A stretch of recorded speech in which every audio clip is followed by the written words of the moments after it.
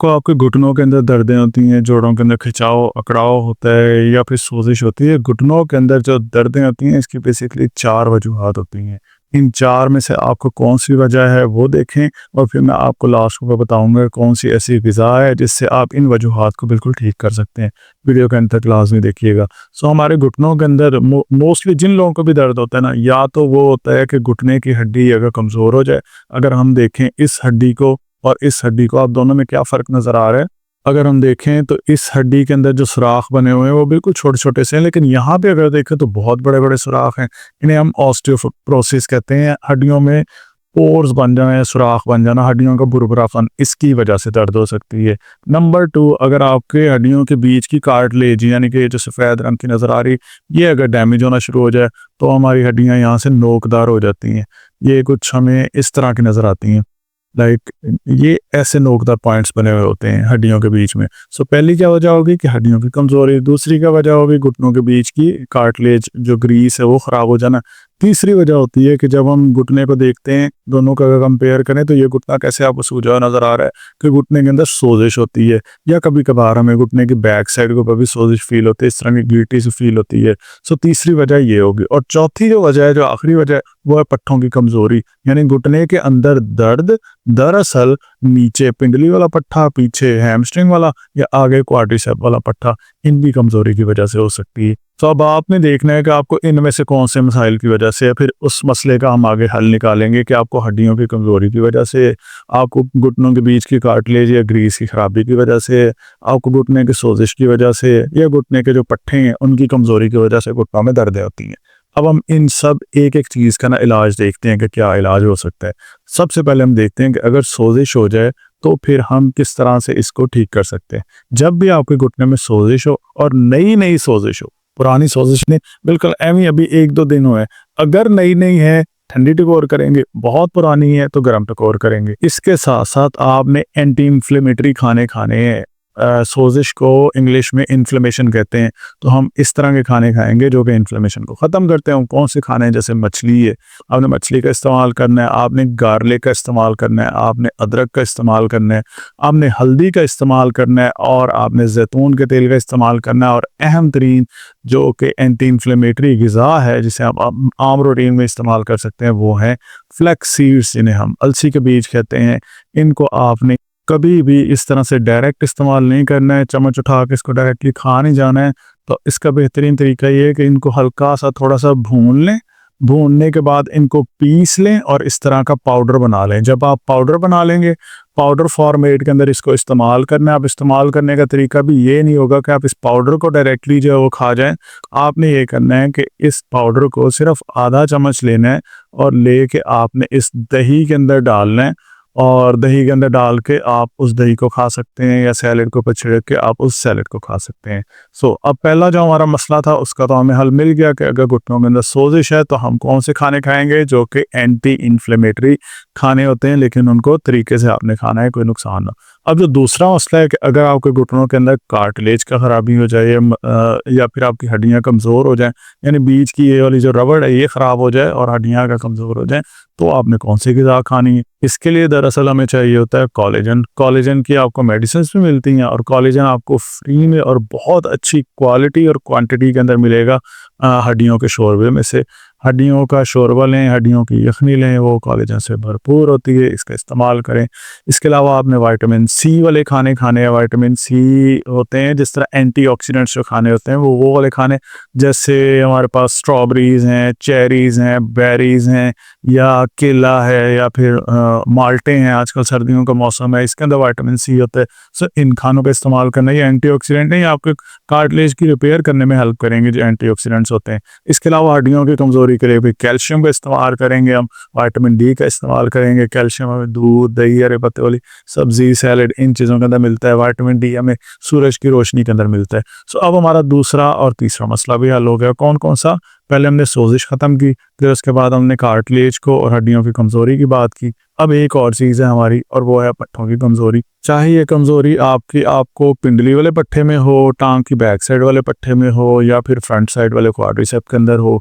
ये जो पट्ठों की कमज़ोरी होती है, इसकी एक बहुत बड़ी वजह होती है कि अगर आपके जिस्म के अंदर मैग्नीशियम की कमी हो जाए या पोटाशियम की कमी हो जाए। लाइक जैसे जिन लोगों को हड्डियों की कमज़ोरी का मसला हो, तो वो जब भी देखते हैं या डॉक्टर के पास जाते हैं तो उन्हें कहा जाता है कि आपको कैल्शियम की कमी है, विटामिन डी की कमी है, तो आप विटामिन डी या कैल्शियम को अपनी खुराक में ऐड करें। इसी तरह से जिन लोगों को पट्ठों की कमज़ोरी का मसला होता है, उनमें ज़्यादातर मैग्नीशियम की कमी होती है या फिर आम रूटीन में प्रोटीन की कमी होती है।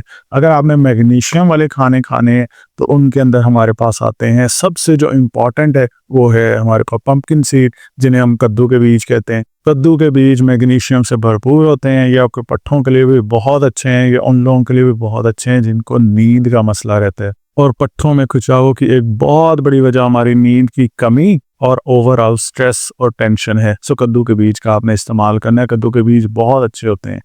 इसके अलावा हमने प्रोटीन का इस्तेमाल करना है। प्रोटीन में वो सारे खाने आते हैं। उन लड़कों को आप देखें जो लोग जिम में जाते हैं, जिम जाने के बाद वो अपने पट्ठों को ग्रो करने के लिए प्रोटीन इंटेक ज़्यादा कर देते हैं। प्रोटीन किन खानों में होता है? जैसे पालक, टमाटर, दाल, गोश्त, मछली, मुर्गी, अंडा, इनके अंदर होता है।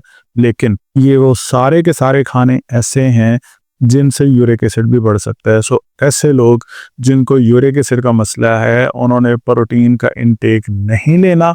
लेकिन अगर आपके पट्ठे कमज़ोर हैं, आपको यूरिक एसिड का मसला नहीं है, तो फिर आपने प्रोटीन और मैग्नीशियम का इंटेक ज़्यादा करना है। मैग्नीशियम के लिए आपको हाईली रिकमेंडेड है कि आपने कद्दू के बीज का इस्तेमाल करना है। अब ये सारी तो चीज़ें हो गई कि अगर हमारे घुटनों में दर्द हैं सोजिश की वजह से, पट्टों की कमज़ोरी की वजह से, या घुटनों की जो कार्टिलेज है वो ख़राब होने की वजह से, या हड्डियाँ कमज़ोर होने की वजह से। अच्छा, अब आपने इसको कर लिया ठीक, लाइक ये वाले खाने आपने अपनी रूटीन में ऐड कर लिए। लेकिन कुछ ऐसे खाने जो कि आपको अपनी रूटीन में ख़त्म करने पड़ेंगे, और उनमें से टॉप पर है कि आपने अपने खानों में से एक तो चीनी को ख़त्म कर देना है। नंबर 2, आपने साल्ट को ख़त्म कर देना है, नमक को ख़त्म कर देना है। चीनी जो है वो घुटनों की कार्टिलेज की वेयर एंड टेयर में बहुत बड़ा इफेक्ट डालती है। उसे शुगर इंटेक कम करना हो, ऐसे लोग जिनको डायबिटीज़ होती है, जिनको शुगर होती है, उनके खरींद ही नहीं बनते, उनके ज़ख्म पकते ही नहीं है। सो अगर फ़र्ज़ करें कि शुगर वाले बंदे के यहाँ पे कोई कट लग जाए तो वो तो पक नहीं रहा है, तो आम बंदा जो जिससे शुगर नहीं है और वो शुगर का इंटेक या चीनी का इंटेक ज़्यादा करता है, तो वो कैसे एक्सपेक्ट कर सकता है कि उनके कार्टिलेज का वेयर एंड टेयर स्टॉप हो सकता है? वो बिल्कुल ख़राब हो जाएगा। इसी तरह से जो नमक होता है, ये हमारे पट्ठों के बीच के जो सिग्नल्स होते हैं इनको ख़राब करता है, जिसकी वजह से पट्ठों की कमज़ोरी होती है। इसके अलावा अगर आप ये सारे अच्छे अच्छे खाने अगर खा लेते हैं और इसके साथ साथ आप इस तरह के फ्राइड खाने भी खा रहे हैं, तो आपको कोई फ़ायदा नहीं होगा, उल्टा और ज़्यादा वेयर एंड टेयर स्टार्ट हो जाएगी। सो फ्राइड खाने भी अवॉइड करने हैं। इसके अलावा पिज़्ज़े, बर्गर, फास्ट फूड, इन चीज़ों को अवॉइड करें। हम पूरी ज़िंदगी ये चीज़ें खाते रहते हैं और बाद में लास्ट के ऊपर जाकर हमें पता चलता है कि हमारे घुटने ख़राब हो गए हैं, पट्ठे कमज़ोर हो गए हैं, हड्डियाँ कमज़ोर हो गई हैं। लेकिन ये कोशिश करें कि आपने ये चीज़ें अवॉइड करनी है।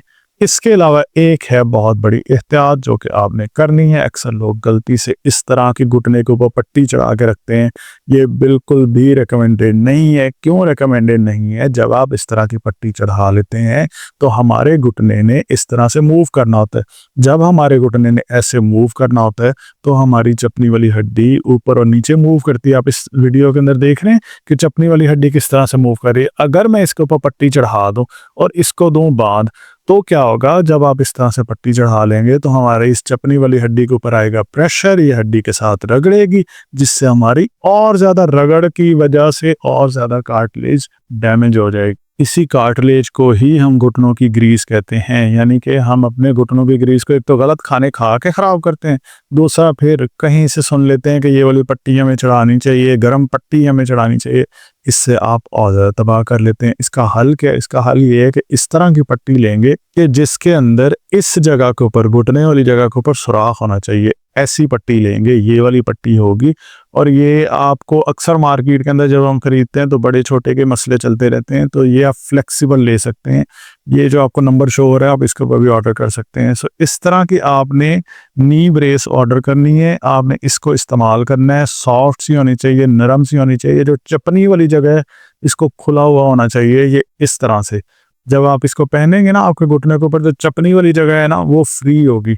तो ये ऐसी आप नी ब्रेस का इस्तेमाल करें। इसका फ़ायदा ये होगा कि जब आपने पहनी हुई होगी तो ये आपकी चपनी वाली हड्डी को नहीं दबाएगी।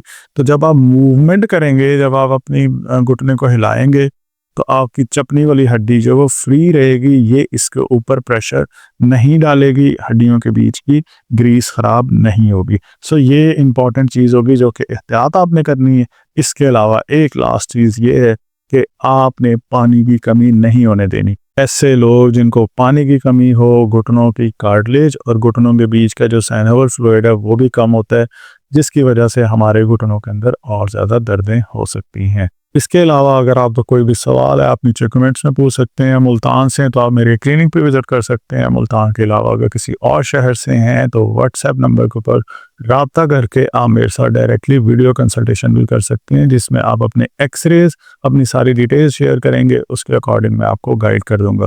बाकी अगर आपने वॉक करनी है, साइकिल चलाना है, अगर आपको घुटनों में दर्दें होती हैं और कितनी वॉक करनी चाहिए, इस पे मैं ऑलरेडी वीडियो बना चुका हूँ जो कि मैं साइड पे पिन कर रहा हूँ। इसको क्लिक करके आप वो वीडियो देख सकते हैं।